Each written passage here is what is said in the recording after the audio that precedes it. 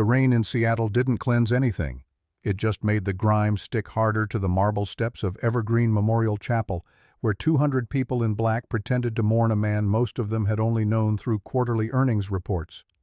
Natalie Hartwell stood 3 feet from her father's casket, the mahogany gleaming under soft amber lights, and felt nothing but the hollow ache of 4 stolen years. She had lost 10 pounds since the phone call. The black dress hung loose at her waist, safety-pinned in the back where no one could see. 26 years old, and she looked like a ghost of herself, which felt appropriate because that's what she'd been to Robert Hartwell in his final years, a ghost he couldn't reach, a daughter erased by careful gatekeeping and changed locks. Movement caught her peripheral vision. Vivian Blackwood, her stepmother of 5 years, stood near the front pew checking her Cartier watch. Not discreetly. She tilted her wrist into the light, frowned at the time, then glanced toward the exit as if calculating whether she could leave early without causing a scene.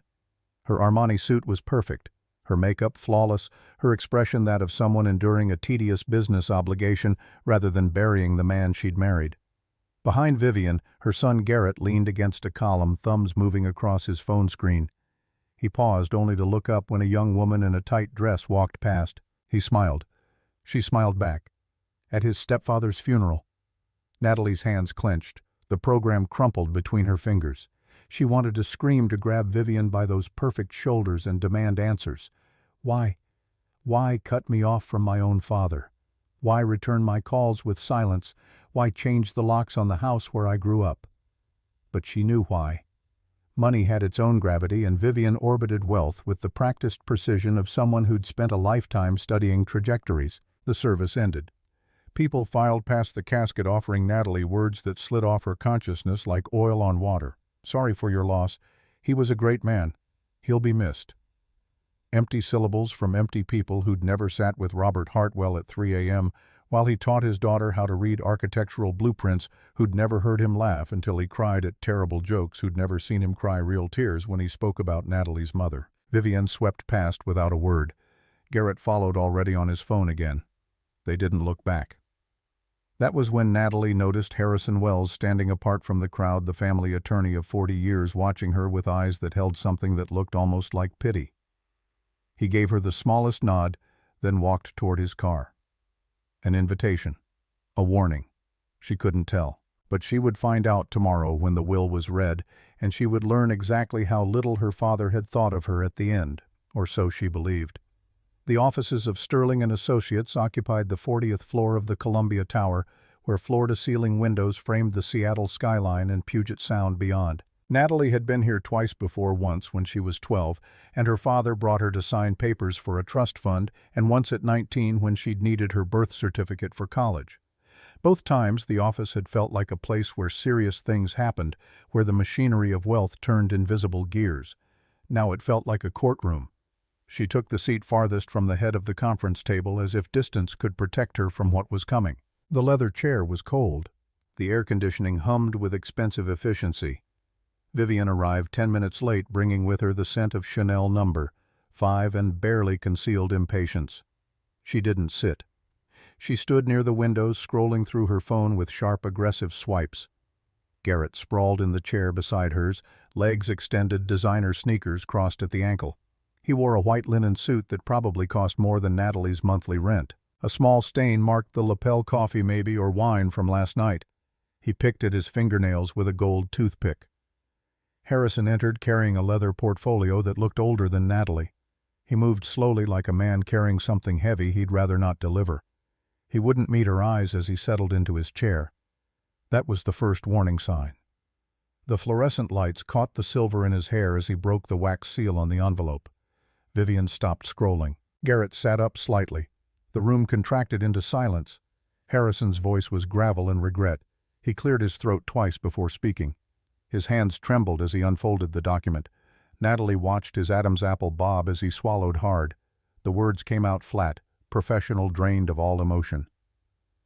To my wife, Vivian, I leave the primary residence at Magnolia Heights Estate, including all furnishings, artwork, and vehicles contained therein. Vivian exhaled slowly. The house alone was worth $18 million. Natalie had helped pick out the curtains when she was 16, before Vivian, when it was still home. I also leave to Vivian the entirety of my stock portfolio and liquid cash in joint accounts totaling approximately $22 million. A sound escaped Natalie's throat, not quite a gasp, not quite a sob, something between the two. It wasn't about the money. She'd never expected the money. But the complete erasure of her existence, the total absence of even acknowledgement, struck like a physical blow. To my stepson Garrett Blackwood, I leave ownership of the Hartwell hotel chain and the vacation property in Whistler. Garrett pumped his fist once, then caught himself and forced his expression neutral. But his leg bounced with barely contained excitement. Harrison paused. He finally looked at Natalie. His eyes were sad, apologetic, haunted by something she couldn't name. And to my daughter Natalie. The room held its breath. I leave the property located at 47 Pinewood Road, situated in the unincorporated area of Cascade Valley. Silence. Then Vivian's laugh shattered it, high, sharp, cruel as breaking glass. Pinewood Road. You mean that old hunting shack, the one he bought to tear down 25 years ago? That condemned wreck in the middle of nowhere? Harrison closed the folder with quiet finality. That is the extent of the bequest. He slid a single rusted iron key across the polished mahogany table. It looked like something from a horror movie, all oxidized metal and ancient teeth. It scraped against the wood with a sound that made Natalie's skin crawl. Garrett's laughter joined his mother's. This is rich. Dad literally gave you a pile of garbage. That place is condemned, isn't it?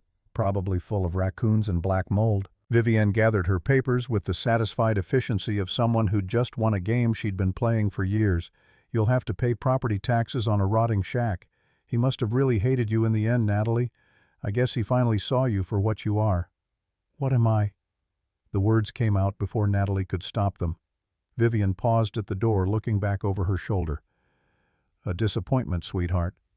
A disappointment. They left. The door clicked shut with expensive softness. Natalie and Harrison sat in the humming silence of the air conditioning and the distant sounds of the city 40 floors below. Her voice came out barely above a whisper. Mr. Wells. Why did he? Was he not in his right mind? Harrison stood slowly, like his bones hurt. He walked around the table and placed one weathered hand on her shoulder. The gesture was gentle, almost paternal. Your father was the sharpest man I knew, Natalie. Right up until the very end. He wrote this will 3 weeks ago when he was still walking, still thinking clearly, still very much himself. Then why did he hate me? He didn't hate you. Harrison lowered his voice, glancing at the door to ensure they were truly alone. He told me something when he handed me this file. He said Vivian looks at the price tag. Natalie looks at the value. He wanted me to tell you trust him. Go to the house. Natalie picked up the rusted key. It was heavier than it looked, cold against her palm. She didn't have $18 million. She didn't have a mansion or a hotel chain or a vacation home in Whistler. She had a rusted key, a broken heart, and a father who'd loved her once, but had somehow in those final years vanished behind walls she couldn't scale. The rain followed her out of the city. Cascade Valley lay 3.5 hours east of Seattle, deep in the part of Washington where the roads turned from asphalt to gravel and cell service died quiet deaths between the mountains. Natalie's Honda Civic, a 2012 model with 140,000 miles, and a passenger door that stuck rattled over potholes and groaned on the inclines. She'd left at dawn, unable to sleep, unable to think about anything except that rusted key and Harrison's words. Trust him. But how do you trust a ghost? How do you trust a man who'd let his new wife erase you from his life so completely that you couldn't even visit him in his final months? The memories came whether she wanted them or not. Age 7, sitting on her father's shoulders at Pike Place Market, reaching for a bouquet of sunflowers. Age 12, learning to drive in an empty parking lot. Her father's hand steady on hers as she gripped the wheel too tight. Age 16, crying about a boy who'd broken her heart. Her father sitting silent until she was done, then taking her out for ice cream and making terrible puns until she laughed. All of it before Vivian. Vivian had appeared at a charity gala when Natalie was 22, fresh out of college, working her first job as a junior structural engineer. She'd come home that weekend to find her father with a woman who looked like she'd stepped out of a fashion magazine, elegant, poised, beautiful, in that calculated way that spoke of personal trainers and dermatologists and stylists on retainer. This is Vivian, her father had said, and there was something in his voice Natalie had never heard before. Something like hope, maybe, or loneliness given a name. 6 months later, they were engaged. A year after that, married. And within 2 years, Natalie found herself slowly excised from her father's life. Calls went unreturned. Visits were postponed. The locks on the Magnolia Heights estate changed, and suddenly Natalie's key didn't work anymore.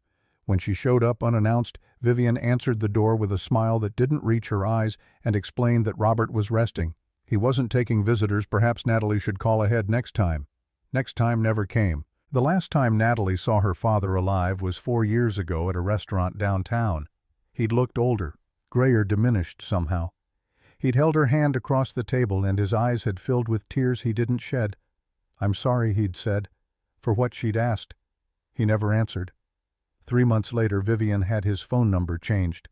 The turnoff to Pinewood Road was easy to miss, a gap in the trees marked by a tilted wooden sign so weathered the letters were barely visible. Natalie almost drove past it. She braked hard, reversed, and turned onto what could barely be called a road. The Civic bounced and scraped over rocks and ruts. Branches scraped the windows with sounds like fingernails on glass. The trees pressed close tall pines and firs that blocked the sun. The air grew cooler. The gravel road stretched on for 2 miles of nothing but forest and silence. Then the trees opened up, and there it was. Victorian built sometime in the early 20s, maybe. 2 stories of what had once been beautiful architecture now sagging under the weight of decades of neglect. The roof dipped in the middle like a broken spine. The windows were boarded with plywood that had turned the gray of old bones.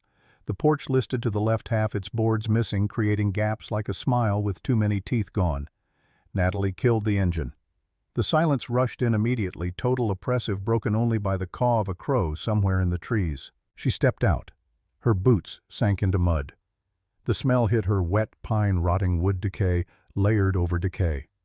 A condemned notice was stapled to the doorframe, half torn away by wind and weather, the words "structural hazard" still visible. This was what her father had left her. This wreck. This ruin. She walked toward the porch, testing each step before putting her weight on it. The wood groaned, but held. The front door was massive oak, scratched and gouged by animals or weather or time. She pulled out the rusted key, tried to fit it in the lock. It wouldn't go in. She jiggled it, tried forcing it. The lock was seized with rust, frozen shut. Perfect. Even the abandonment was broken. A sound behind her, a branch snapping, made her spin. An old man stood at the edge of the clearing, a double-barreled shotgun broken open over his arm, not pointing at her but present, a warning and a question both. He was maybe 75, weathered face like old leather, wearing a faded flannel shirt and suspenders. His expression was suspicious, guarded. Natalie's heart hammered against her ribs. She held up the key like a shield. "I own this place. My name is Natalie Hartwell. Robert Hartwell was my father." The man's expression changed instantly. Suspicion drained away, replaced by something that looked like shock, then sadness. He snapped the shotgun closed, not to aim, just to carry, and walked closer. "Tommy's girl." His voice was rough gravel over sand. "Well, I'll be damned. You've got his eyes. You knew my father? Know him?" The old man let out a dry chuckle. "I helped him pour the foundation for the shed out back 30 years ago. Name's Walter Brennan. I live just up the ridge. He told me you might come. Didn't think it would be under these circumstances, though. Sorry for your loss. Tommy was a good man. My stepmother doesn't think so." The bitterness in Natalie's voice surprised her. Walter looked at the house, then back at Natalie. "Don't judge a book by its cover, miss. Your daddy spent more time out here than he did in that fancy office of his, last few years especially. Doing what? Feeding the termites. Thinking." Walter walked up the sagging steps with the confidence of someone who knew where to put his weight. "And building. That lock's tricky. You've got to lift the handle while you turn." He took the key from her trembling hand, inserted it into the lock, lifted the heavy brass handle upward, and turned. With a groan of metal on metal that sounded almost alive, the bolt slid back. The door opened into darkness. "Be careful where you step. Floorboards are soft in the hallway." Natalie stepped inside. The smell was worse, mustiness, old paper, something metallic underneath. She pulled out her phone, turned on the flashlight. The beam cut through dust motes that danced and swirled in air that hadn't moved in years. The interior matched the exterior wallpaper, peeling in long strips, furniture covered in white sheets like corpses in a morgue.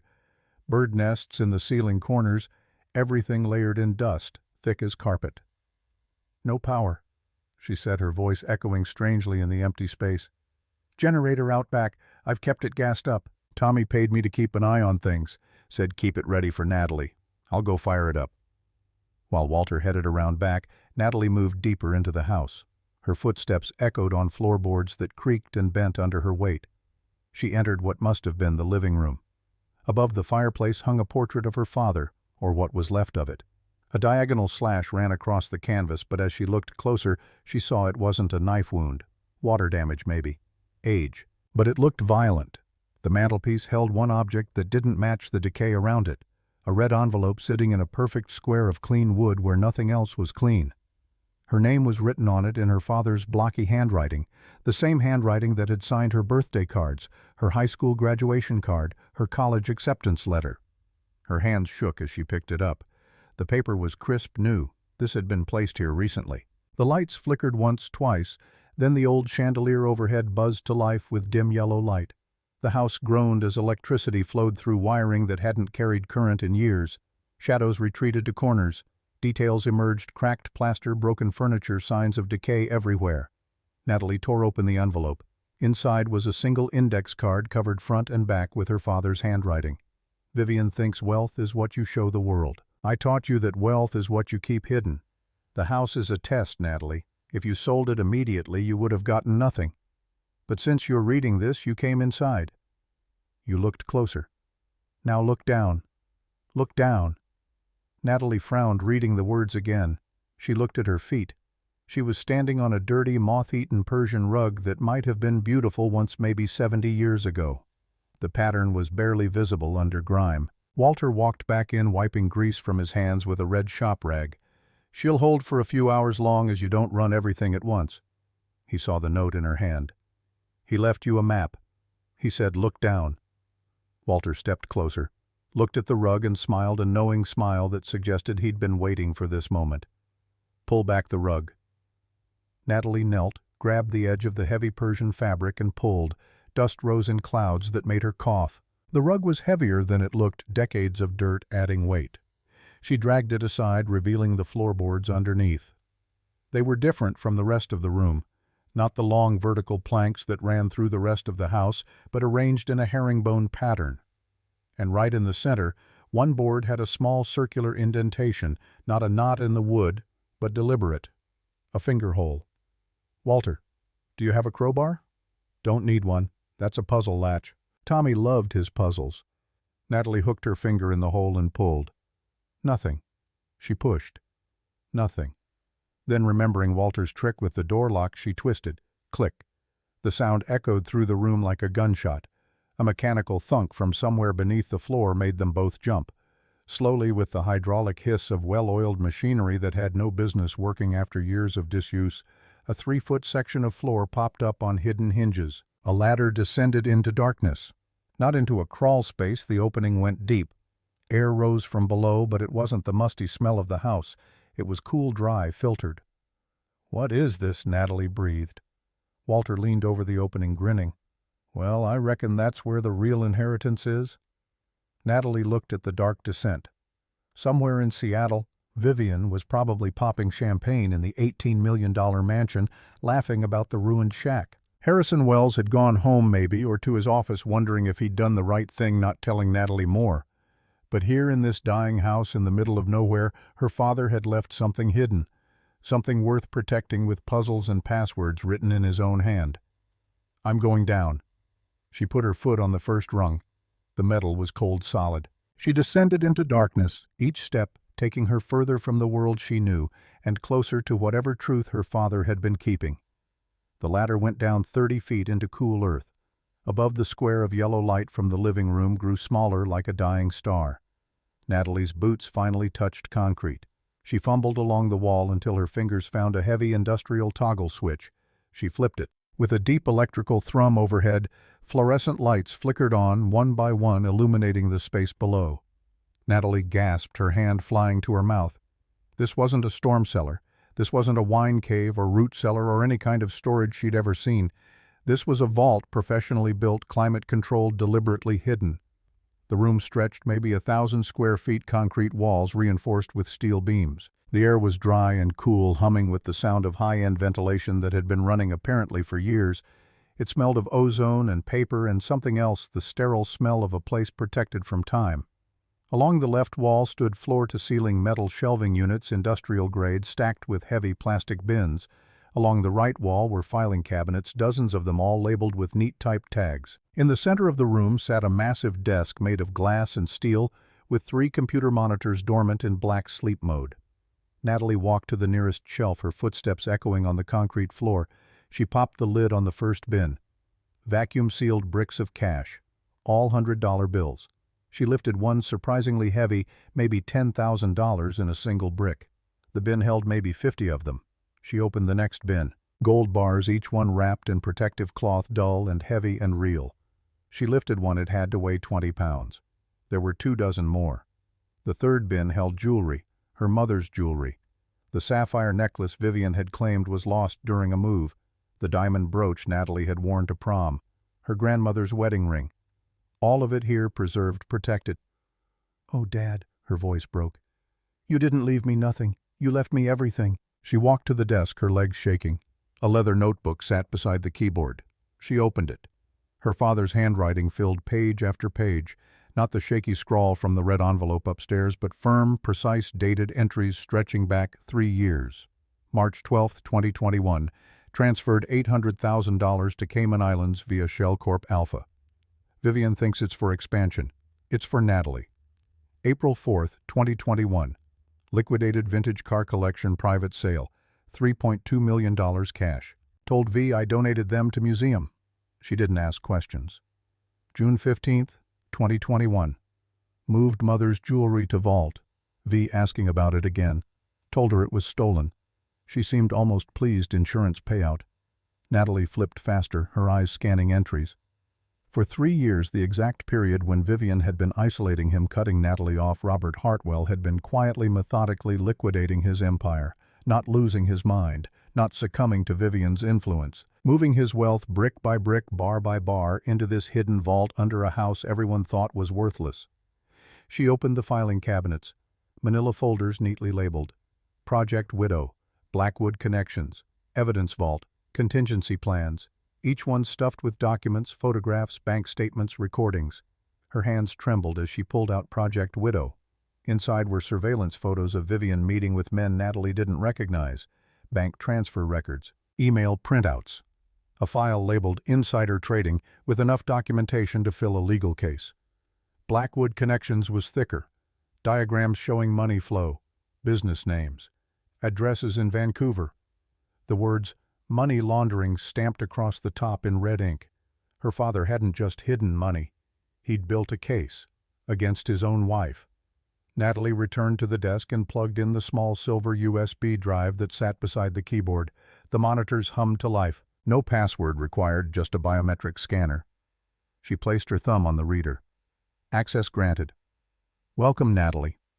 A video window popped up immediately, filling the center screen. Her father's face appeared and Natalie's breath caught. He looked thinner than she remembered, skin pale, but his eyes were clear, sharp, burning with an intensity she hadn't seen in years. He was sitting at this very desk. Natalie. The video. Robert leaned forward. If you're seeing this, then the vultures have picked my bones clean. I'm sorry I couldn't tell you this in person. I couldn't risk them finding out. His voice was raspy but strong. He coughed once, composing himself. Vivian isn't just a gold digger, honey. She's a criminal, a corporate parasite. Natalie sank into the desk chair, unable to look away.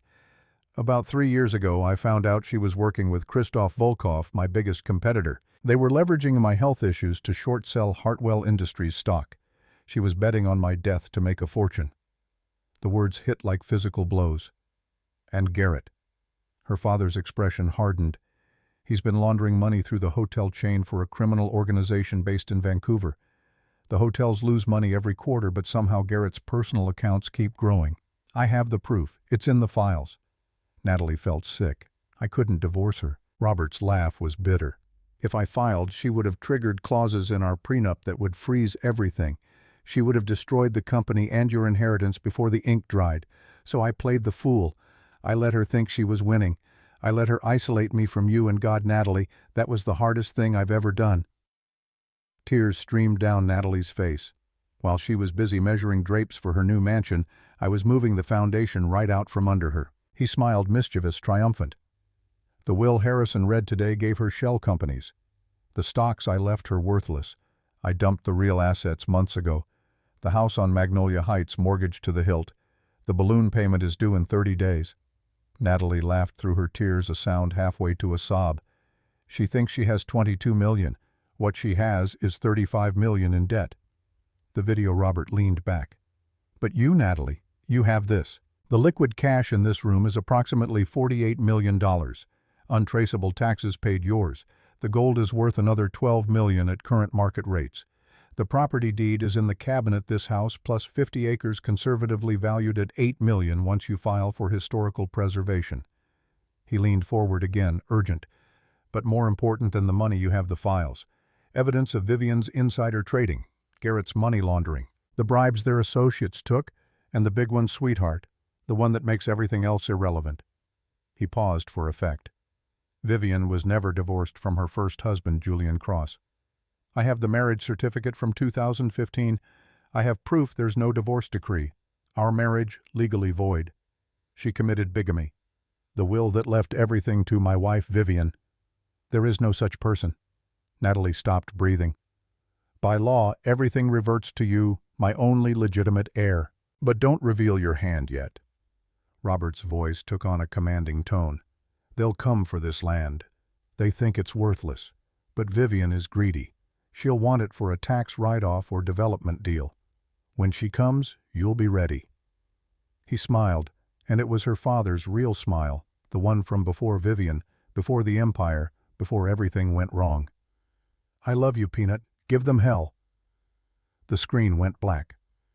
Natalie sat in the silence of the vault for a long time. The tears had stopped. Something cold and hard had settled in her chest where her heart used to be, not rage exactly. More like purpose. Clarity. She wasn't the victim anymore. She stood, grabbed a stack of cash, $10,000, and shoved it in her jacket pocket. She took the USB drive. She selected 3 files from the cabinet, Project Widow Blackwood Connections, and one labeled Julian Cross, Smoking Gun. "You okay down there?" Walter's voice drifted down from above. "I'm coming up. And I'm not leaving." She climbed the ladder back into the dying house.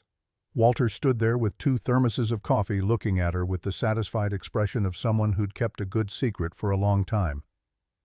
"Thank you," Natalie said, "for everything, for keeping this safe." Walter shrugged. "Tommy was my friend, best friend I ever had. He asked me to look after this place until you came. I gave him my word." Natalie looked around the ruined room, the peeling wallpaper, the sagging ceiling, the portrait of her father slashed by time. This house that everyone thought was worthless held more value than Vivian's mansion ever could. She pulled out her phone. Still no signal, but that was fine. She had what she needed. "I need to get to a town, find a lawyer who isn't afraid of wealthy people." Walter grinned. "I know just the person.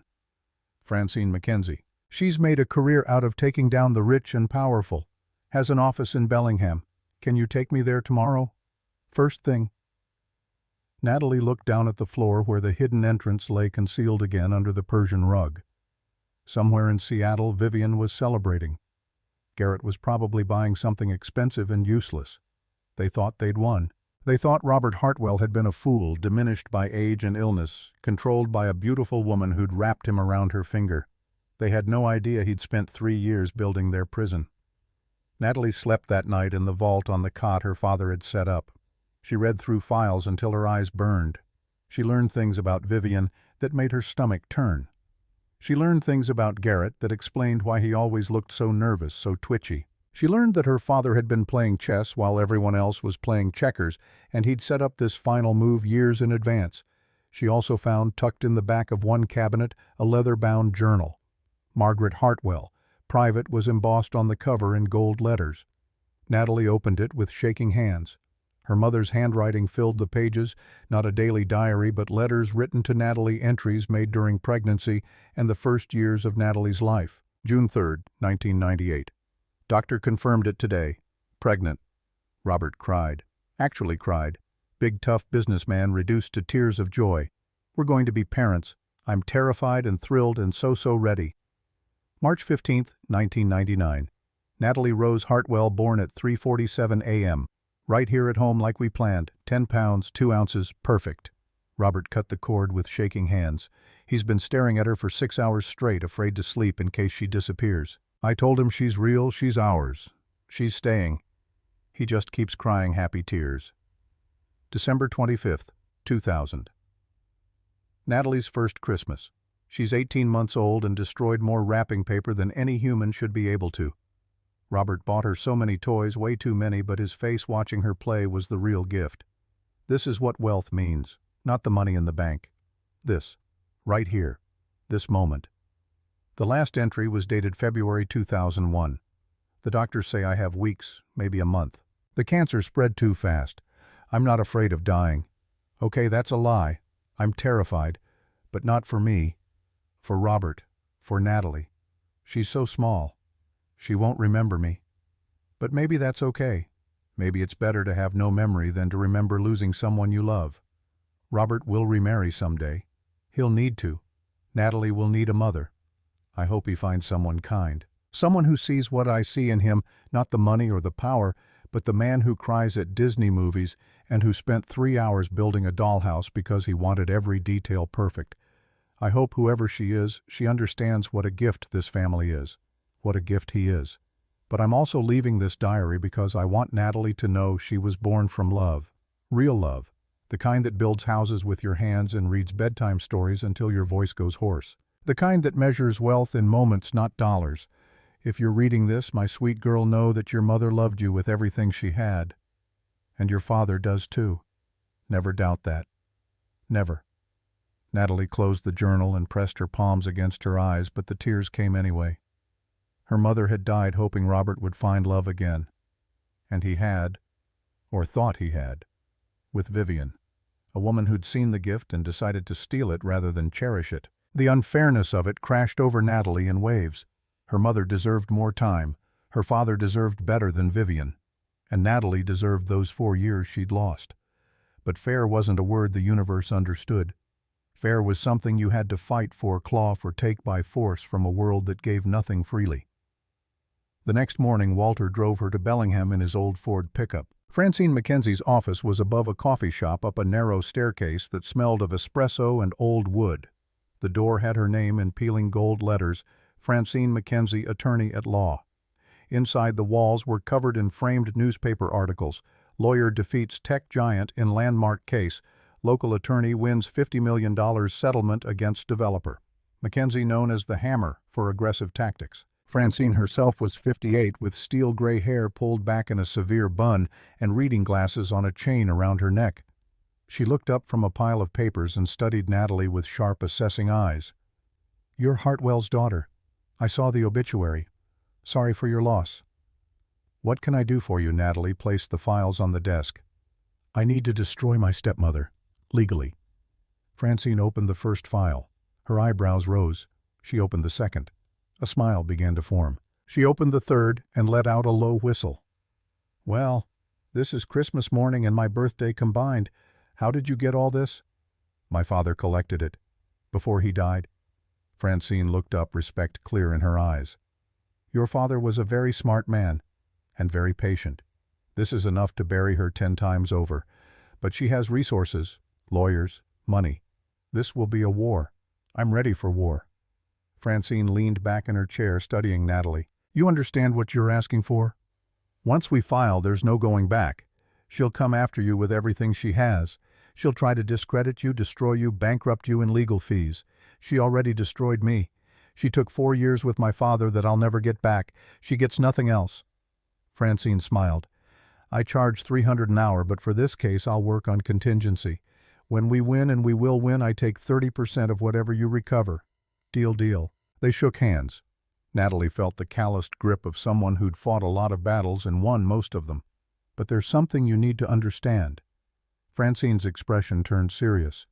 "The legal system is slow. Vivian will get to enjoy her stolen money for months, maybe a year. She'll think she's untouchable. And that's when we'll hit her. When she's comfortable. When she thinks she's safe. Natalie thought about her father's video. Don't reveal your hand yet. Let them come to you. I can wait. How long? Francine looked at the files again. Give me 2 weeks to build the case properly. Then we'll need to find this Julian Cross character. If we can get him to testify that he's still married to her, the whole thing collapses. Everything she inherited becomes void. I'll find him. Natalie drove back to Pinewood Road as the sun set through the trees.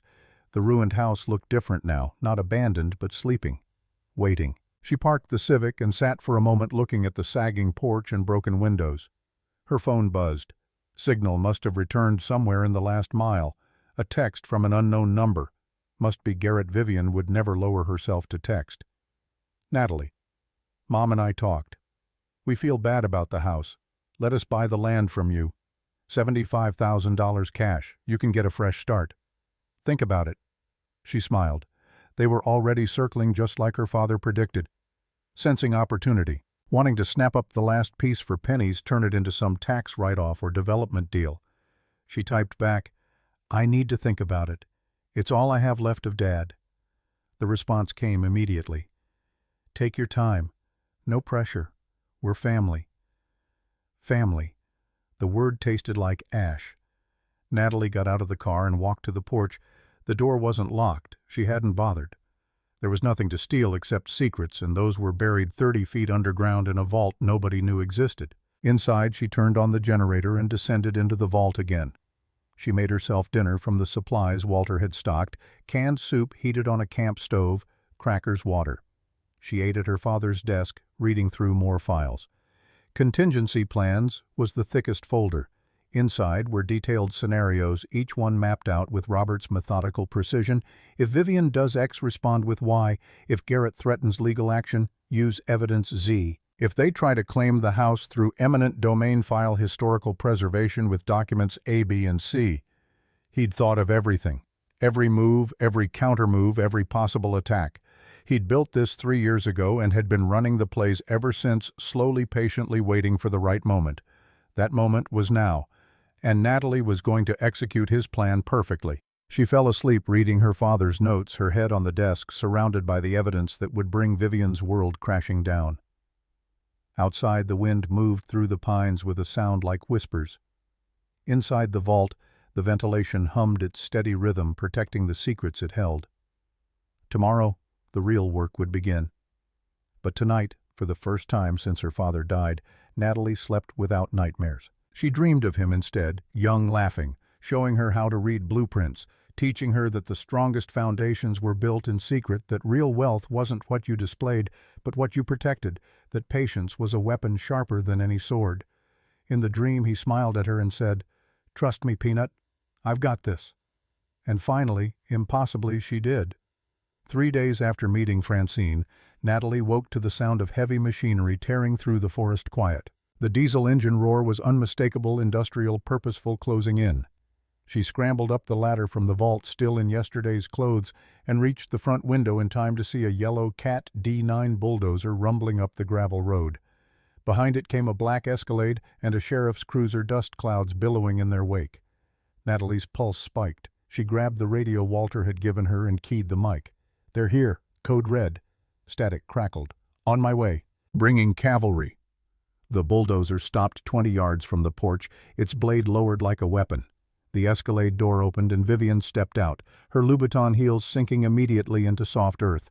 She didn't seem to notice or care, too focused on the house, with an expression that mixed disgust and determination.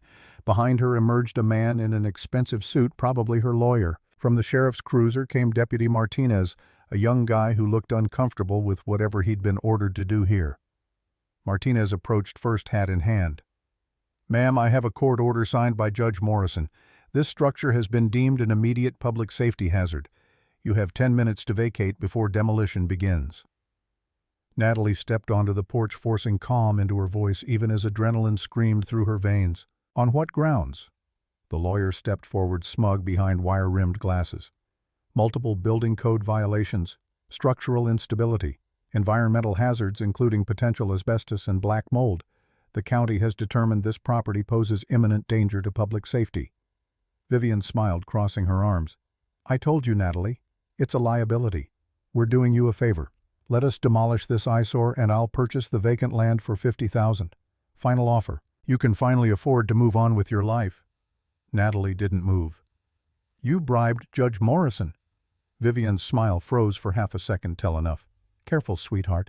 That's slander. It's not slander if I have the wire transfer receipts." The color drained slightly from Vivian's face, but she recovered quickly. "Deputy, please escort her off the property so we can proceed." Martinez took one step toward the porch stairs. His expression was apologetic but resigned. "Miss Hartwell, I don't want to make this difficult." The sound of an engine screaming up the driveway cut him off. An ancient Ford pickup truck came barreling through the trees, cutting across what passed for a lawn and skidding to a stop between the bulldozer and the house. Mud sprayed everywhere. The driver's door kicked open, and Francine Mackenzie stepped out, holding a sheaf of papers above her head like a battle flag. "Nobody touches this house unless they want a federal lawsuit shoved so far up their assets they'll need surgery to remove it."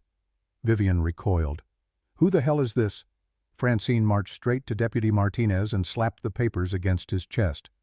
"Francine Mackenzie, attorney at law, and this is an emergency injunction from the Washington State Supreme Court overriding your local judge's demolition order on grounds of historical preservation pending architectural review." Martinez took the papers, scanning them quickly.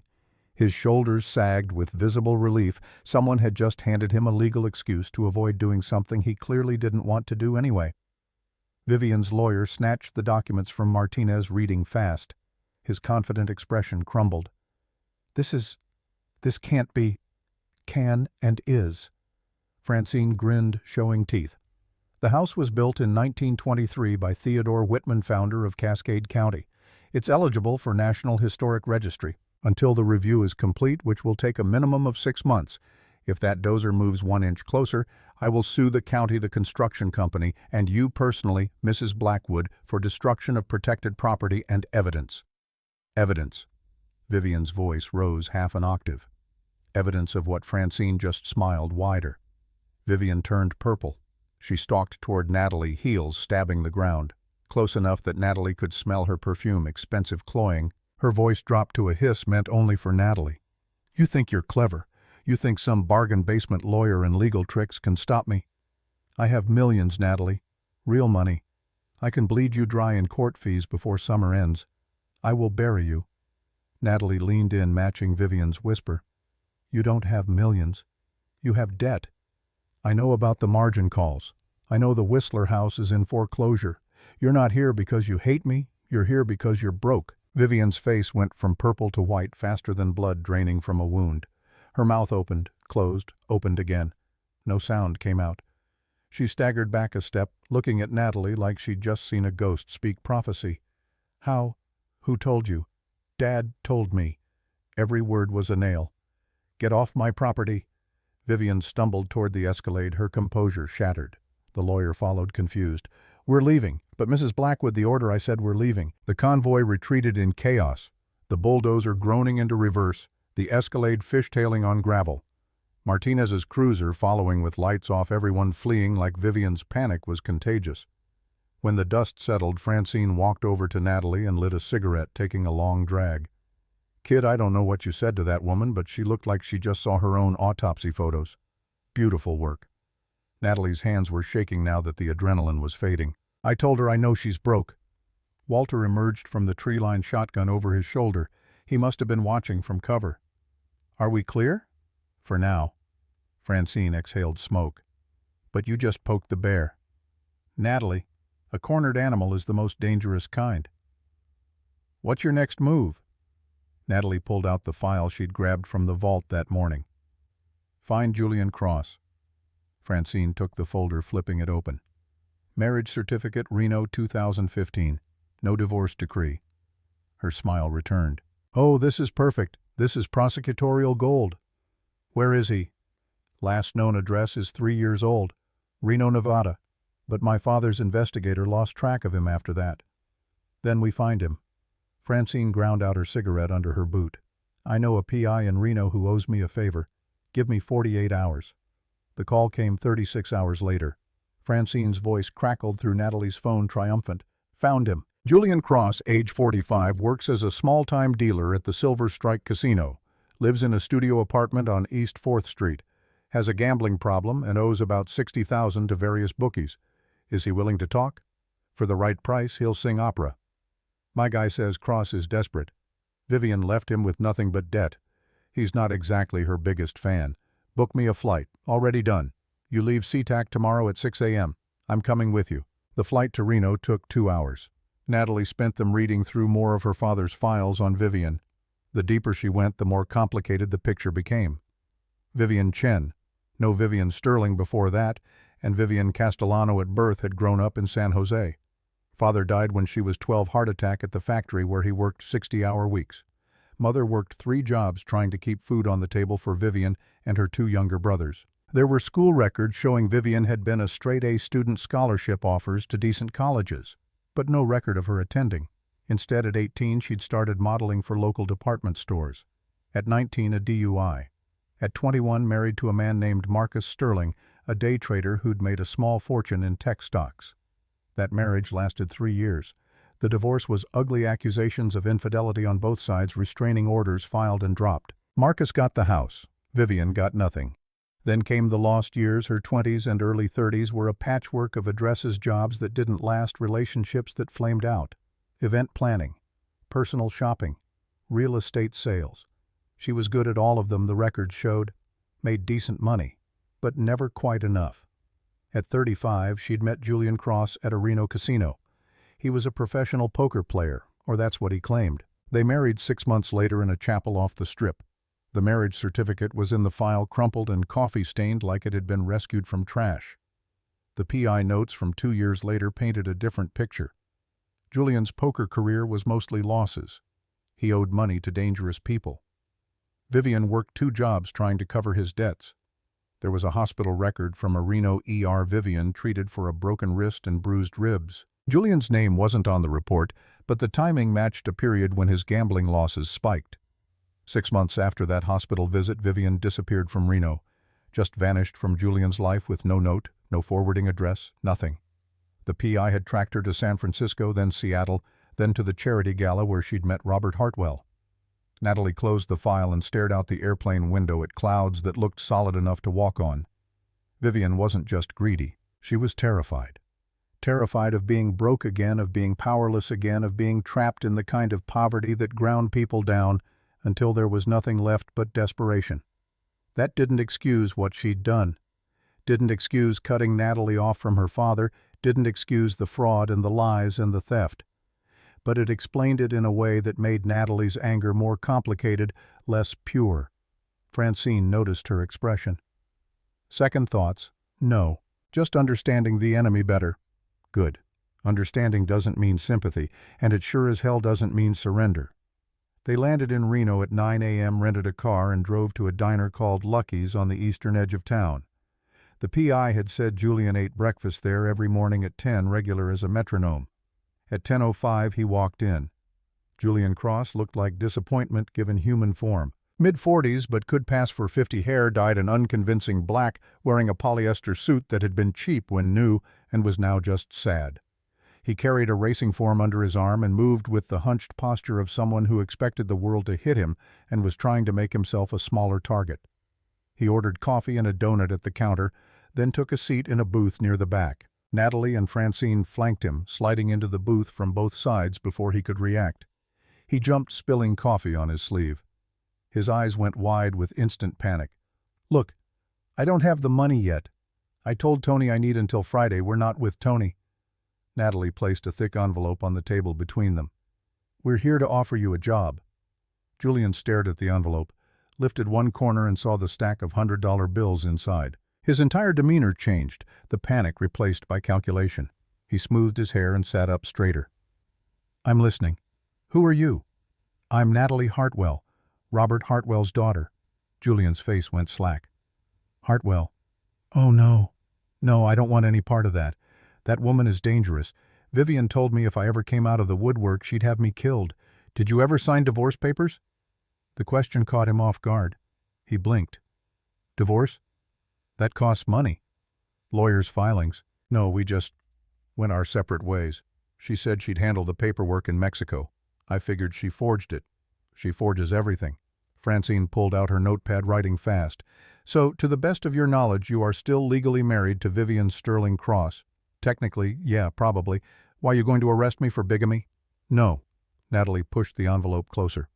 I'm going to give you $50,000 right now in cash, and another $250,000 if you walk into a Seattle courtroom this Friday and tell a judge exactly what you just told us. Julian picked up the envelope, weighing it in his hands like he couldn't believe it was real. He looked from Natalie to Francine and back again. She's in trouble, isn't she? Vivian finally got pinched. She's about to lose everything, and I want you to be the one who twists the knife. Julian's laugh was bitter but genuine. You know what the worst part was? When she left, she cleaned out our joint account, $1,500, everything I had, left me a note that said, "Thanks for nothing. I had to sell my car to pay rent." He opened the envelope, counted $5,000 stacks with practiced fingers. For $250,000, I'll tell the judge I'm carrying her baby. When do we leave tomorrow? First thing. Francine slid a business card across the table. You'll stay at a hotel we book. You don't talk to anyone. Don't gamble. Don't do anything stupid. We own you until Friday. Understood. Julian pocketed the money and the card. Understood. They flew back that evening. Julian sat 3 rows behind them on the plane, nervous energy radiating off him like heat. Francine spent the flight on her laptop building the legal case, muttering to herself and occasionally cursing. Natalie watched the desert give way to mountains, give way to the green of Washington, thinking about Vivian's face when she saw Julian walk into that courtroom. The sweet taste of revenge was undercut by something else, a hollowness she hadn't expected. This wasn't making her father come back. This wasn't giving her those 4 lost years. This was just justice. Cold, necessary, but ultimately empty of the satisfaction she'd imagined. Her phone buzzed. Text from an unknown number, definitely Garrett this time. Natalie, we need to talk. Call me. It's important. She almost didn't answer, but curiosity won. She picked up. Natalie, his voice was shaking. I need help. I'm the last person who can help you. You don't understand. They found out. The people I was working with, they know about the lawsuit. They think I'm going to flip on them. They're threatening my mother. That's not my problem. Please. He was crying now, actually crying. I didn't want to do any of this. The money laundering, the fraud, I was in debt to these people. They said either I helped them or they'd hurt Mom. I did it to protect her. Your mother is a grown woman who made her own choices. She's still my mother. And whatever she did to you, to your dad, she doesn't deserve to die. Natalie closed her eyes, thought about her mother's diary, about the hope that Robert would find love again, about the woman who'd written those words, never imagining her husband would end up with someone like Vivian. But Garrett wasn't Vivian. He was a kid, 23, stupid, manipulated, who'd made terrible choices trying to save someone who wouldn't save herself. What do you want from me? Help me cut a deal. With the FBI or whoever. I'll testify against everyone, the Vancouver people, Mom, all of it. Just, please, help me get out. Natalie sat down. This wasn't in her father's plan. Robert had left evidence to bury them both. But sitting here listening to Garrett sob, she couldn't help thinking about the boy who'd once been 7 years old, watching his mother struggle and fail and struggle again. I'll talk to my lawyer. No promises. Thank you. God, Natalie, thank you. She hung up and immediately called Francine. The lawyer listened without interrupting. This is unexpected. Francine's voice was thoughtful. If Garrett flips, we get everything. Full testimony about the money laundering, names of everyone involved. Maybe even more dirt on Vivian we don't have yet. But it complicates the narrative. Juries like clear villains. If we paint Garrett as a victim too, it muddies the water. He is a victim, just not an innocent one. Natalie found herself defending someone she'd hated 3 days ago. He made bad choices. But Vivian manipulated him. She's the architect. Francine was quiet for a moment. Your father wouldn't have done this. He wanted them both destroyed. My father's dead. I'm not. And I'm the one who has to live with these choices. All right. I'll reach out to the FBI. See if they're interested in what Garrett knows. But Natalie, if we do this, we lose leverage against him. You understand that? I understand. Do it anyway. That night, Natalie couldn't sleep. She paced the vault, reading and rereading her mother's words, her father's plans, trying to reconcile mercy with justice, trying to figure out who she wanted to be when this was all over. The woman in her mother's diary had been generous, hopeful, kind. The woman in her father's video was strategic, ruthless, ready to burn bridges to protect what mattered. Natalie was both of their daughter. She had her mother's compassion and her father's steel. The question was which quality to lead with and when. Her phone buzzed. Text from Francine. FBI is interested? Very interested. They've been building a case against the Vancouver operation for 2 years. Garrett's testimony could break it wide open. They're offering witness protection in exchange for full cooperation. And the charges against him reduced to probation if his information checks out. He walks, essentially. Natalie stared at the message. Garrett would escape the consequences of his actions. He'd get a new life somewhere far from Seattle, protected by federal marshals, while Vivian faced the music alone. It felt wrong, it felt incomplete, but it also felt human, messy, and imperfect and real in a way her father's perfect plan wasn't. She typed back, "Tell them yes." But Garrett testifies against Vivian too. Everything he knows about her role in the fraud, already negotiated. He gives us Vivian on a silver platter. Then we have a deal. Francine's response came immediately.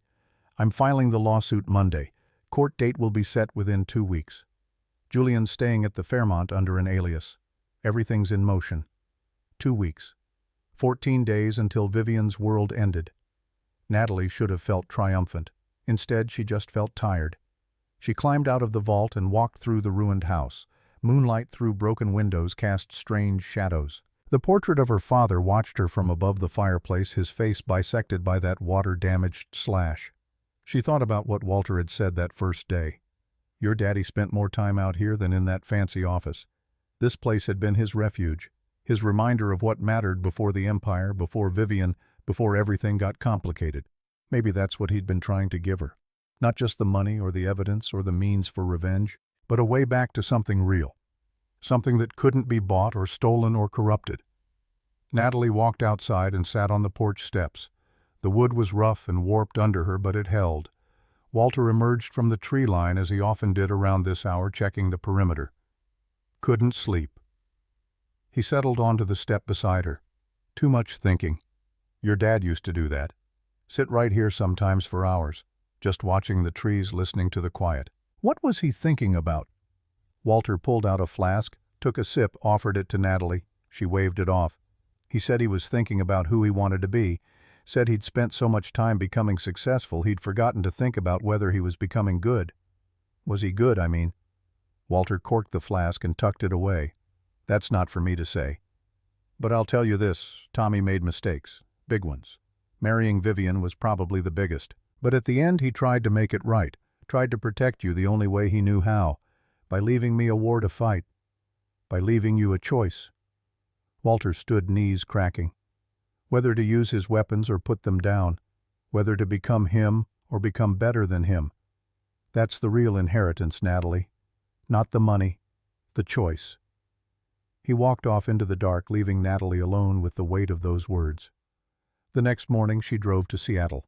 Not to Francine's office or the courthouse, but to Magnolia Heights, the mansion she'd grown up in that Vivian had claimed as her prize. The gate was closed but not locked. Natalie punched in the old code, surprised when it worked. The gate swung open with a mechanical whisper. She drove up the long driveway past manicured lawns and imported sculptures to the house itself, all glass and steel and architectural pretension, nothing like the warm craftsman where she'd actually lived as a child. Vivian's car was in the driveway. A rental Bentley, the Escalade, must have been repossessed already. The debts were catching up faster than expected. Natalie walked to the front door and rang the bell. Chimes echoed inside, absurdly cheerful. Vivian opened the door. She looked terrible, makeup imperfect, for the first time Natalie could remember. Hair pulled back in a messy ponytail, wearing yoga pants and an old sweatshirt. Her eyes were red. "What do you want to talk?" Vivian laughed, sharp and broken. "Talk? You sued me. You're trying to destroy me. What's left to talk about? Garrett's safe. I made a deal for him." Vivian's expression crumpled. She sagged against the doorframe. He's okay, witness protection. Full immunity if he cooperates. He won't see jail time." Vivian covered her mouth with both hands. Tears spilled over. "Thank you. God, Natalie, thank you. I didn't do it for you." "I know." Vivian wiped her eyes with her sleeve. "But thank you anyway." They stood there in awkward silence, separated by the threshold and years of damage that couldn't be undone. Why did you do it? Natalie finally asked. Was it really just about money? Vivian's laugh was bitter. You wouldn't understand. You've never been poor. Really poor. The kind where you choose between food and electricity, where you lie awake wondering if you'll end up like your mother worked to death at 55 with nothing to show for it. So you decided to take what wasn't yours. I decided to survive. Vivian's voice hardened. Your father had more money than he could spend in 3 lifetimes. I thought, if I could just secure enough, I'd never have to be afraid again. But it was never enough. Vivian looked away. No, it was never enough. You know what's funny? Natalie felt something like pity stir in her chest. My mother died hoping my father would find love again. She wrote it in her diary. She wanted him happy, and he thought he found that with you. Vivian flinched like she'd been slapped. But you never loved him. You loved what he represented. Safety, security, an end to being afraid. Vivian's voice came out barely audible. I tried to love him, at first, but then I'd see him and all I'd think about was the money. What I could do with it, how I'd never be vulnerable again. And the man just disappeared behind the dollar signs. You could have left. Divorced him honestly. He would have fought me. The prenup was ironclad. I would have gotten nothing. So you stayed and made his last years miserable. You took his daughter away from him. Vivian's face crumpled completely. I know. I know what I did, and I hate myself for it. Does that help? Does knowing I'm drowning in guilt make any difference? No, but it makes you human instead of a monster. And that's something. Natalie turned to leave, then stopped. The trial's in 2 weeks. I have enough evidence to put you away for 10 years, maybe more. Julian's going to testify you never divorced him. Your marriage to my dad was void. Everything you inherited reverts to me. Vivian slumped against the wall, sliding down to sit on the marble floor. It's over. Yes. Natalie walked back to her car. Behind her, she could hear Vivian crying deep, racking sobs that echoed in the empty mansion. The sound followed Natalie all the way down the driveway through the gate onto the street. She drove back to Pinewood Road with the windows down, wind tearing through her hair, trying to clear the heaviness from her chest. Walter was waiting on the porch. He took one look at her face and went inside, returning with 2 beers. They sat in silence, drinking, watching evening creep through the trees. You went to see her. It wasn't a question. Natalie nodded anyway. Find what you were looking for? I don't know. Maybe. She paused. I wanted her to be pure evil.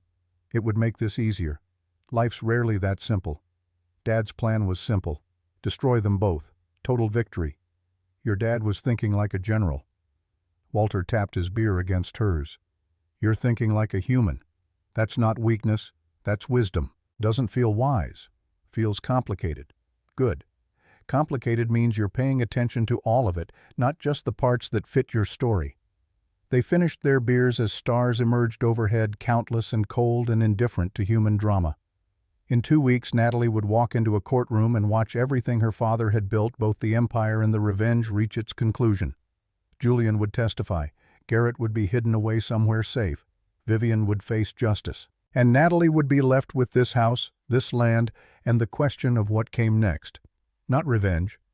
She'd realized that somewhere between Vivian's tears and Walter's wisdom, revenge was just another kind of prison keeping you chained to the past. No, what came next was something harder, building something new from the rubble. Honoring the best of what her parents had been while avoiding the worst of what her father had become. That was the real test. Not whether she could win, she'd already won, but whether she could win without losing herself in the process. The question remained unanswered as Natalie descended into the vault one more time, surrounded by her father's carefully laid plans and her mother's gentle words, trying to find a path between ruthlessness and mercy, between justice and compassion, between the inheritance she'd been given and the person she wanted to become. On Monday morning, Francine filed the complaint. Natalie Hartwell versus Vivian Blackwood, case number C, V20248-472, Seattle Superior Court. The charges were extensive fraud, bigamy, conversion of property, unjust enrichment. The filing was a matter of public record. Within an hour, the news hit social media. Within 2 hours, every major Seattle news outlet was running the story. Daughter of real estate mogul. Sue's stepmother claims bigamy. Hartwell widow accused of fraud in explosive lawsuit. Fortune fights. Family feud erupts over $80 million estate. Natalie's phone exploded with calls from reporters. She ignored them all. Francine had prepared a statement. Ms. Hartwell is seeking justice for her late father and restoration of assets wrongfully obtained. The evidence will speak for itself in court. The court date was set. 2 weeks from Monday. Judge Patricia Chen presiding. 2 weeks of media frenzy. 2 weeks of Vivian's lawyers scrambling to find a defense that didn't exist. 2 weeks of Julian Cross in a hotel room rehearsing testimony he didn't need to rehearse because it was simply the truth. 2 weeks of Natalie reading her mother's journal, her father's letters, trying to understand the full weight of what she'd been given and what she was about to do with it. And then finally, inevitably, the day arrived. 2 weeks after Francine filed the lawsuit, 2 weeks of media frenzy, strategic silence, and Julian Cross rehearsing his testimony in a Seattle hotel room, the trial day arrived. Seattle Superior Court stood like a monument to order in a city built on chaos, all granite columns and marble floors polished to mirrors. Natalie arrived at 8:30 for the 9 o'clock hearing, Francine beside her carrying 3 briefcases stuffed with evidence that would dismantle Vivian's life piece by methodical piece. The media had camped outside since dawn. Cameras tracked Natalie's path from the parking garage to the courthouse steps, shouted questions dissolving into white noise. She kept her eyes forward, remembering her father's advice from when she was 12 and learning to give presentations. Look at where you're going. Not at the people watching you go there. Inside the courtroom was already filling. Curious spectators, legal observers, reporters who'd sweet-talked their way past security.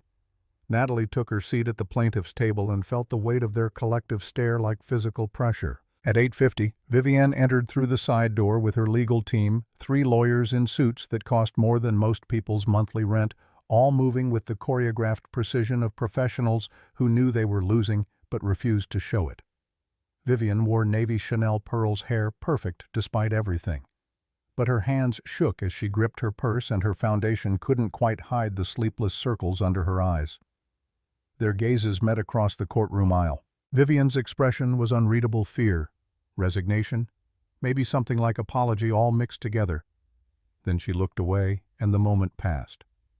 At 9 sharp, the bailiff called the court to order. Everyone rise. Honorable Judge Patricia Chen presiding.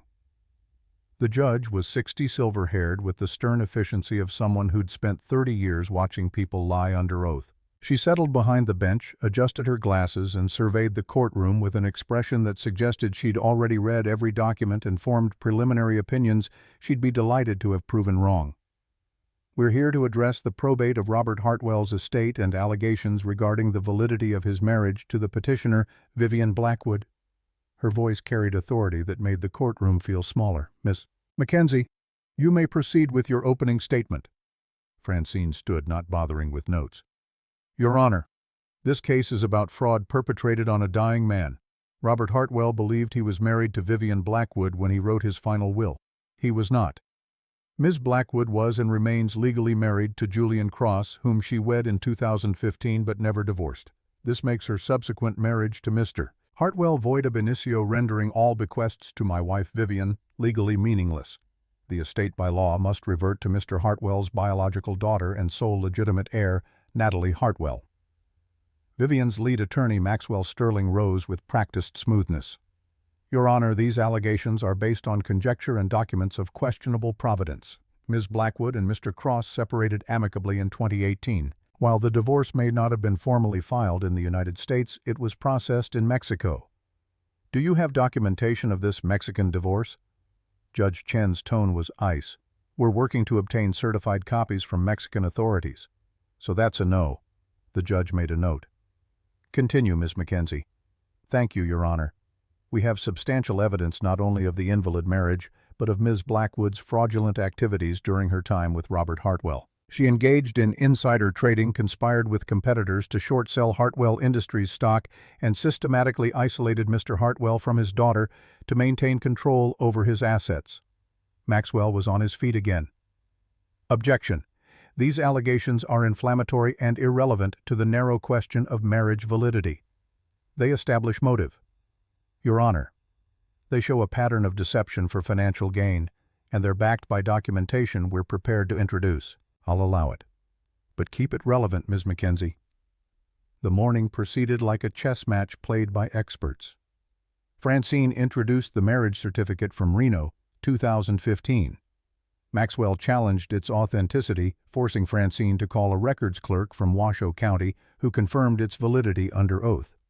Francine submitted the will highlighting every reference to "my wife Vivian." Maxwell argued that Robert's intent was clear regardless of legal technicalities. By lunch recess, the battle lines were drawn but no ground taken. Judge Chen called for a 90-minute break and Natalie found herself in a coffee shop 3 blocks from the courthouse staring at a sandwich she couldn't eat. "You're doing great." Francine scrolled through her tablet reviewing afternoon strategy. "Julian's up first after break. He's solid, rehearsed, just needs to tell the truth and not embellish. What if Vivian's lawyers break him? They won't. He's got nothing to lose and 300,000 reasons to stick to the script." Natalie pushed the sandwich away. "I keep thinking about something Walter said, that the real inheritance is the choice. Whether to use Dad's weapons or put them down. You having doubts? No. Just wondering what he'd think of how I'm using them." Francine set down her tablet and leaned forward. "Your father wanted Vivian destroyed. Total annihilation. You've shown her mercy. She doesn't deserve getting Garrett immunity, not pressing criminal charges yet giving her chances to settle. You're already gentler than his plan. Don't second-guess yourself now." The afternoon session opened with Julian Cross taking the stand. He wore a suit Francine had bought him, nothing fancy but clean and professional enough. His hands trembled slightly as he swore to tell the truth, the whole truth, so help him God. Francine approached with the casualness of someone asking about the weather. "Mr. Cross, how do you know the defendant Vivian Blackwood? I was married to her in 2015 at the Little Chapel of Love in Reno, Nevada. Are you still married to her?" "Yes. Legally, yes. We never divorced." Maxwell was up immediately. "Objection. The witness is not qualified to make legal determinations. I'll rephrase." Francine didn't miss a beat. "Mr. Cross, did you ever sign divorce papers terminating your marriage to Vivian Sterling, now known as Vivian Blackwood, num? Did she?" "Not that I know of. She said she'd handle it in Mexico. I never saw any paperwork, never signed anything." Francine nodded and returned to her table, coming back with a document. "Your Honor, I'd like to submit Exhibit C, a certified statement from Mexican civil authorities confirming no divorce decree exists for Vivian Sterling Cross in their records for the years 2015 through 2024. The judge accepted it, glancing through quickly. "Mr. Sterling, your witness." Maxwell approached Julian with the confidence of a man about to score points. "Mr. Cross, you're being paid for your testimony today, aren't you?" "Yes." "How much?" $300,000. Murmurs rippled through the gallery. Maxwell smiled. "So you have significant financial motivation to say whatever Ms. Hartwell wants you to say." "I have financial motivation to tell the truth." Julian's voice was steady despite his shaking hands. "The truth is, I'm still married to Vivian. She abandoned me with $60,000 in gambling debt and never bothered to divorce me because she assumed I'd never surface again. She was wrong.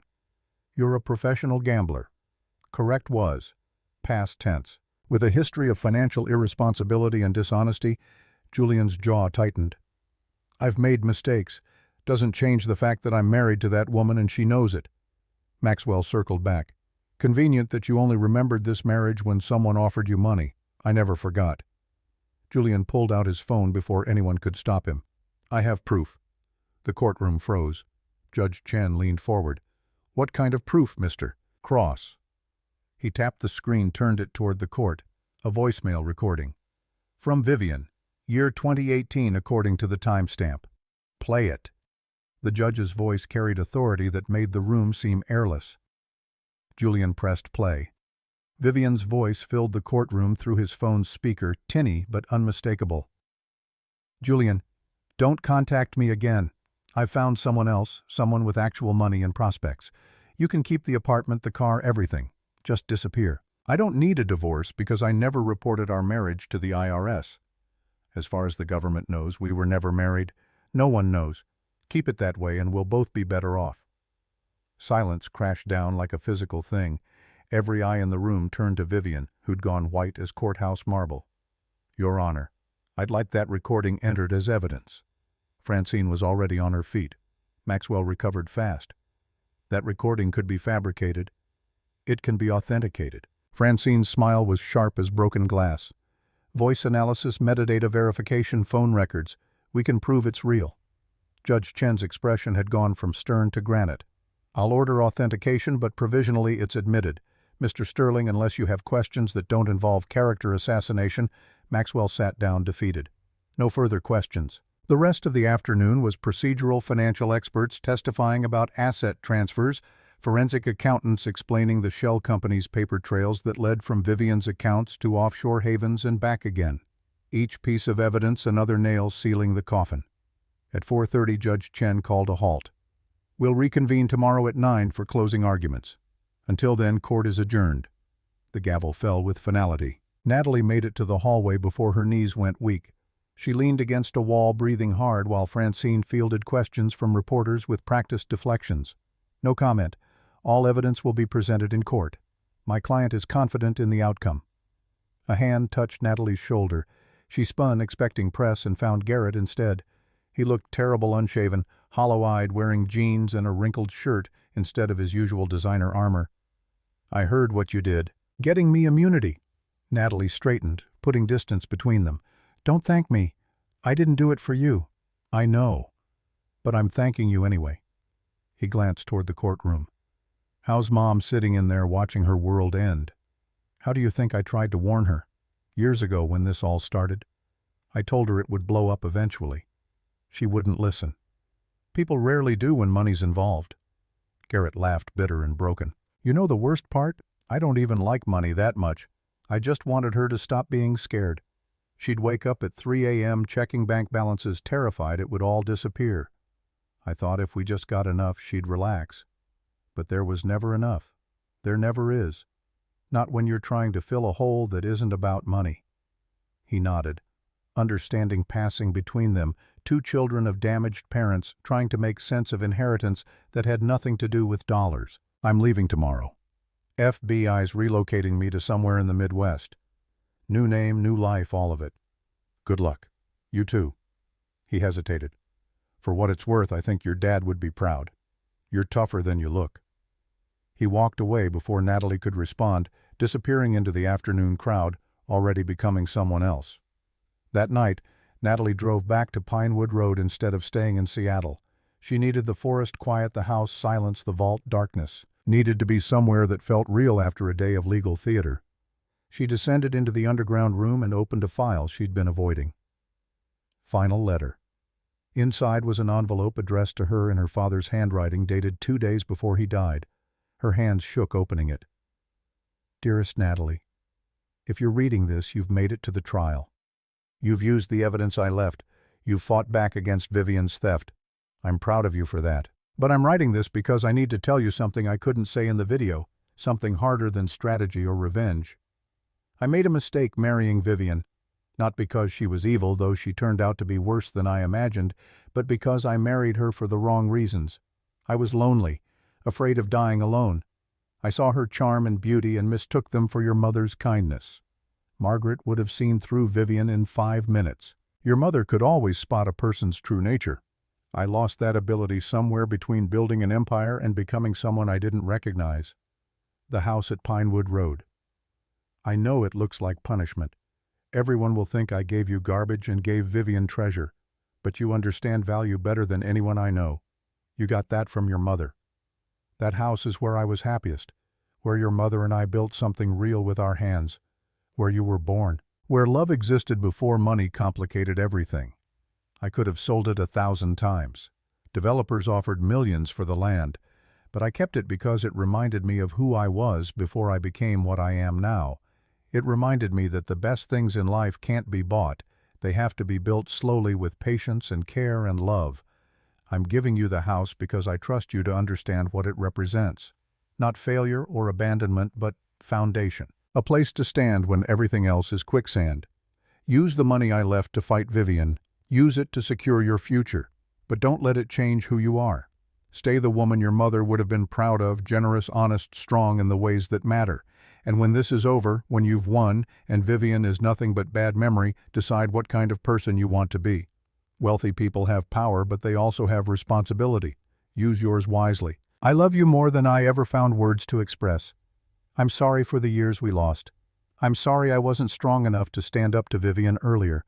I'm sorry for 1,000 things, but I'm not sorry for this fight. You deserve everything she tried to steal. Take it back, and then build something beautiful with it. Your father. Robert. Natalie folded the letter carefully, tears dropping onto paper but not smudging the ink waterproof, of course, because her father had thought of everything. She sat in the vault surrounded by his careful preparations and felt the full weight of what he'd given her. Not just money, not just evidence, but permission to be both strong and kind, both ruthless and merciful. Permission to win the war without becoming the monster. The next morning's closing arguments were brief. Francine laid out the case with surgical precision: the invalid marriage, the documented fraud, the pattern of deception. Maxwell argued intent and good faith and the spirit of the law versus the letter. Judge Chen listened to both with the expression of someone who'd already decided but wanted to hear them make their case anyway. At 11:15, she rendered her verdict. Based on the evidence presented, I find that the marriage between Robert Hartwell and Vivian Blackwood was void ab initio due to Ms. Blackwood's existing legal marriage to Julian Cross. Therefore, all bequests to my wife Vivian in Mr. Hartwell's will are null and void. Vivian made a sound like something breaking. Furthermore, under Washington state intestacy laws, the entire estate, excluding the specific bequest of property at Pinewood Road already designated to Natalie Hartwell, reverts to Ms. Hartwell as sole surviving heir. This includes the Magnolia Heights property, all financial accounts, stock holdings, and business assets. The judge paused, looking directly at Vivian. Additionally, I'm referring this matter to the King County District Attorney's Office for investigation of potential criminal charges including fraud and bigamy. Ms. Blackwood, you are ordered to surrender your passport and remain in King County pending those proceedings. You should retain criminal counsel. Vivian's lawyers immediately surrounded her, speaking in urgent whispers. She nodded mechanically, all fight gone from her eyes. This court is adjourned. The gavel fell. The media erupted outside the courthouse. Francine gave a statement about justice being served and her client looking forward to honoring her father's memory. Natalie said nothing, just walked to her car through a forest of microphones and cameras, got inside and drove. Not to Pinewood Road, to Magnolia Heights. The mansion sat empty, Vivian's rental Bentley already repossessed from the driveway. Natalie used her old key, surprised again when it still worked, and walked through rooms that echoed with absence. Staff had been dismissed weeks ago when Vivian's accounts froze. Dust already gathered on surfaces. The art was gone, sold to cover debts. The furniture remained expensive and cold and utterly without personality. This had never been home. Just a showroom for wealth, a stage set where Vivian had played the role of society wife while plotting her theft. Natalie walked to her father's office untouched since his death, sealed by Vivian, who'd had no interest in the books and files and memories contained within. She opened the door and found it exactly as she remembered from childhood visits. His desk, his chair, his shelves of architecture books and design journals. On the desk sat a framed photo she'd forgotten existed. Robert and Margaret, young and laughing, covered in sawdust and paint, standing in front of the Pinewood house mid-construction. They looked impossibly happy, impossibly whole, impossibly alive. Natalie picked up the frame and carried it out of the office, out of the mansion, back to her car. That was the only thing from Magnolia Heights worth keeping. 3 days later, she met with the board of Seattle Children's Hospital and signed documents transferring ownership of the Magnolia Heights estate to their foundation. Value $18 million minus outstanding debts. The hospital would use it as a rehabilitation center for pediatric patients recovering from major surgeries. Margaret Hartwell Memorial Center, the dedication plaque would read, "In honor of a woman who understood that home is built with love, not money." The press loved the story. Billionaire heiress gives away mansion to charity. Natalie ignored the coverage, too busy dealing with the logistics of inherited wealth, tax attorneys, financial advisors, estate managers, all the machinery required to manage $80 million in assets. She kept $40 million liquid in trusts that would generate income without requiring active management. The rest she divided into foundations. One for architectural preservation, one for women's health research, in her mother's name one for affordable housing construction. Garrett sent a postcard from somewhere in the Midwest, no return address. Just 3 words. Thank you. Good luck. 3 weeks after the trial, Vivian pled guilty to fraud and bigamy in exchange for a reduced sentence. 15 years eligible for parole in 10. Natalie attended the sentencing but didn't speak. Vivian did briefly, turning to face Natalie directly. "I can't undo what I did. I can't give you those years back with your father. But I want you to know I'm sorry. Truly sorry. Not because I got caught. Because I finally understand what I destroyed." The judge gave her 15 years anyway. Deputies led her away in handcuffs, and this time Vivian didn't look back. Natalie threw herself into work, her engineering job, the foundations, and the project that mattered most, restoring the Pinewood house. She hired the best historical preservation firm in the Pacific Northwest. They brought in specialists for the Victorian-era details, craftspeople who understood turn-of-the-century construction, architects who could modernize infrastructure while maintaining authenticity. The work took 6 months. Natalie spent weekends there watching the transformation. The sagging roof rebuilt with period-appropriate materials. The windows replaced with historically accurate replicas. The porch reconstructed from photographs and Robert's original blueprints. Walter helped when he could, teaching the younger workers techniques his grandfather had taught him: how to hand-cut mortise joints, how to mix plaster the old way, how to lay floorboards so they'd last another century. The house came back to life slowly, respectfully, like someone waking from long sleep. The house opened for a historical society tour on the anniversary of her father's death. 200 people came, filling every room, marveling at the preservation work. Natalie gave a speech about her parents, about building things that last, about the difference between price and value. A man approached afterward, mid-30s, wearing work boots and carrying rolled blueprints. "I'm Lucas Turner. I specialize in historical architecture preservation. This house is incredible work." "Who was the lead architect?" "My parents. And me, I guess. Following their original plans." His eyes lit up with genuine interest. "You're an engineer, then?" "Not just the heiress. Everyone's writing about structural engineer. The money's just a byproduct." They talked for an hour about load-bearing walls and period-appropriate materials and the challenges of modernizing century-old construction. When he asked if she'd like to grab coffee and continue the conversation, she surprised herself by saying yes. Coffee became dinner, became weekend hikes, became late-night conversations about what they both wanted to build with their lives. Lucas had grown up poor, putting himself through school, working construction, understanding in his bones the difference between houses built for showing off and homes built for living in. He got it. Got her. Got why she'd chosen a restored Craftsman over the Magnolia Heights mansion, why she drove a practical Honda instead of the luxury cars she could afford, why she wore jeans to charity galas and didn't care who noticed.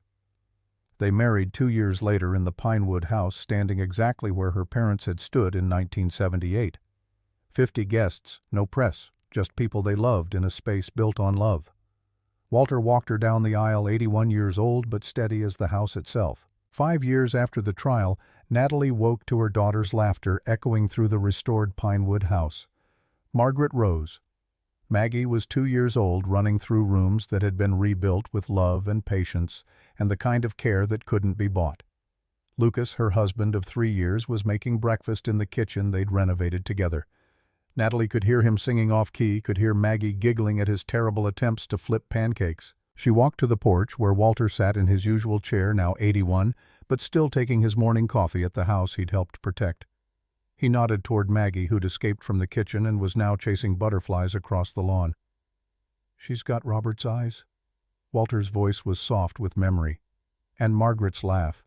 "It's like hearing echoes." "That's a nice thought." "It's the truth." He rocked gently. "Your dad spent years trying to build an empire so he'd be remembered. But this," his gesture encompassed the house, the land, the child playing in morning sun. "This is the real legacy." Natalie thought about the vault beneath them, still there, but empty now, the cash distributed to foundations, the gold sold, and reinvested, the files archived with attorneys. All those weapons her father had left her used and then put away. She thought about Vivian in prison.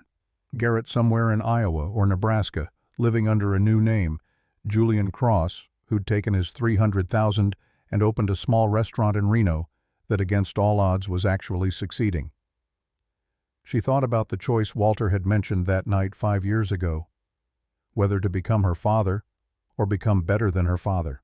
She'd chosen better, not by being softer or weaker, but by being complete. taking his strength and her mother's compassion and forging something new from both. Maggie ran up to the porch, hands cupped around something. "Mama, look." Natalie knelt down. Her daughter opened small hands to reveal a ladybug red wings bright against pink palms. "It's beautiful, sweetie. Can we keep it?" "No, baby. Beautiful things aren't for keeping. They're for appreciating and then letting go so they can be beautiful somewhere else." Maggie considered this with the seriousness of someone weighing deep philosophical truth. Then she blew on her hands, sending the ladybug spiraling up into spring air, and laughed as it flew away. Lucas joined them on the porch, sitting on the steps beside Natalie. The Historical Society called. They want to feature the house in their annual showcase again. We should do it. Natalie leaned against him, solid and real and present. "I think Mom and Dad would like knowing people are learning from what they built here." Speaking of building, Lucas pulled out his phone. "I got an email from a family in Spokane. Their grandmother's Victorian is about to be condemned. They're asking if we could help restore it. What's our schedule like?" "Maggie starts preschool in fall. But until then, pretty open. Then let's help them. That's what the money's for, building things that last." They sat together watching Maggie play, watching morning stretch toward afternoon, watching their daughter grow in the house where Natalie had been born and where probably Maggie's own children would visit someday. The inheritance wasn't the $80 million. Wasn't the mansion or the hotels or the empire her father had built and Vivian had tried to steal. The inheritance was this house, this land. The knowledge that the most valuable things couldn't be bought or stolen because they weren't things at all. They were moments and choices and the accumulated weight of small kindnesses compounded over time. Her father had understood that at the end. Had spent his final years moving money around, not because money mattered, but because it was the only weapon he had left to protect what did matter. To give Natalie not just resources, but choice.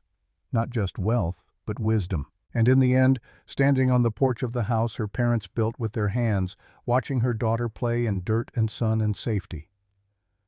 Natalie understood her father's final gift. He hadn't left her a ruined house instead of an inheritance.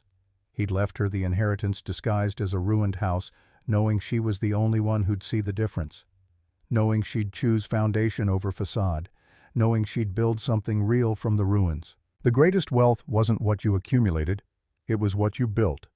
And what Natalie was building here, family home legacy, would outlast any empire her father had ever dreamed of creating. The breeze moved through the pines with the sound of whispered secrets. The house settled around her with the comfortable creaks of wood that had stood for a century and would stand for a century more. Somewhere in the forest, birds called to each other in languages older than money. And Natalie Hartwell sat in her inheritance, not the mansion or the millions, but this porch, this moment, this hard-won peace, and finally completely came home.